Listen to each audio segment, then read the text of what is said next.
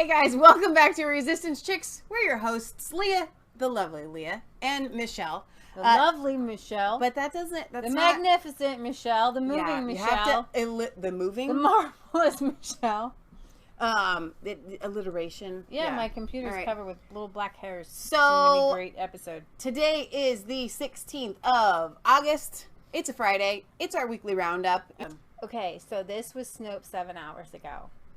Stories published by the Babylon Bee were among the most shared and factually inaccurate content in almost every survey of this research. Too many people think satirical news is real. Okay, though. Wait a minute. Because I think there's been 2 times before I knew that the Babylon Bee was satire that I read the articles and thought to myself, this can't be true. Like, this is insane. Like, usually their articles are something that I want to be true. And so I kind of get, like, excited. And I think you had to, like, deflate my balloon. So they kind of have a point because sometimes people do believe the Babylon Bee. Well, if you actually go to each article and you read it, it says satire. Right. I know. It says it. But you don't... You know what happens when you open up an article? You're just kind of skimming to get the meat of it. Like, what is this thing? You don't, you know... Snopes strikes deal with Netflix to provide on-screen fact checks for fictional shows and movies. That's satire. That's really funny. So, Al Park says the Babylon Bee is hilarious. I could not agree more. They are great. I love reading their articles. They bring fun to this otherwise dark and dreary world. I kind of want our channel to be a little bit Babylon Bee-ish-esque. You know, whenever I describe our channel to other people who've never heard of it, I say it's political commentary with sarcasm thrown in. And I think that we have neglected the sarcasm part of late, and I feel like as an ingredient, as a recipe for something that would, like, if you're going to bake the same cake, you should make sure that it always has the equal amount of... Do you think it's there? It's always there. I don't feel like it has been there as much as it should be. Women who don't believe Israel has a right to exist, not sure why they got banned from Israel.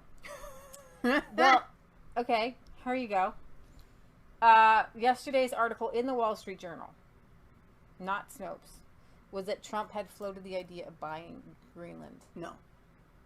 And then Greenland had to come out and say, we're not for sale, but we're open for business. Stop it. So everybody was hashtagging Greenland regime change. So this from the Babylon Bee. Oh, this is great. There have been rumors that President Trump was considering buying Greenland, and Trump has now confirmed those rumors, revealing that he sees it as a great money-making opportunity if the U.S. purchases the world's largest island, fixes it up, and then sells it at a much higher price. Look at it. It's prime real estate. It's on the very desirable Upper West Side, you know, of the Prime Meridian. And if we just modernize it a bit, that's going to be some valuable property. I'm going to split the profits from selling it with the American people 60-40. Trump says his first plan will be to get rid of the giant glacier in the middle of Greenland. That used to be popular, but it's out of style now. He plans to replace it all with ultra fancy hardwood floors. In addition, he plans to maybe put up some shiplap on an island, at an island, and upgrade the bathrooms. He's looking at opening it up into more of an open concept feel with some farmhouse sinks and a more rustic feel. The president has reportedly hired Chip and Joanna Gaines to help with the upgrades. They previously worked with him to put some shiplap on the southern border wall. Democrats, however, are opposed, as they are usually against all of Trump's awesome schemes, like his tax cuts and his robot force, a fighting force made entirely of robots. I don't know if I trust the market to not collapse soon, Speaker of the House Nancy Pelosi said. Plus, with the sheer volume of hardwood floors he's taking, we'd basically have to deforest all of Brazil. Trump is undaunted, though, and was last seen at his local credit union applying for a loan pre-approval, so he'll be ready to buy Greenland from Norway or Finland or whatever.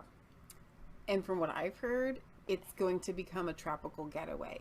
So if you want to, like, be in your swimsuit and swim in the beach and let your hair down, then that's where you can go. Because Trump's all about that kind of stuff. So I'm pretty sure in Greenland, where it's totally green all the time, very lush and green, that's exactly his plan. I will say this. Trump did say at his rally, it's not the gun that pulls the trigger. And Very I feel true. like that is really important. It is. Okay, guys. So we're Okay, remember, guys, we love you.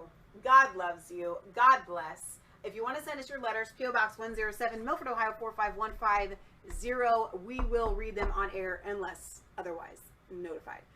So we'll see you back here on Sunday, 2 days from now, at 1 p.m. Eastern Standard Time for our European and UK news. It's going to be a good show. Britt Baza has been telling me in the chat that he sent us a message that it would seem that Farage, your favorite Brit and mine, has taken up the flagship of fighting the Islamification of the UK. That should be very interesting. I can't wait to check that out. So we shall see. All right, you guys. Good night. Have a wonderful rest of your Friday and Saturday, and we'll see you Sunday.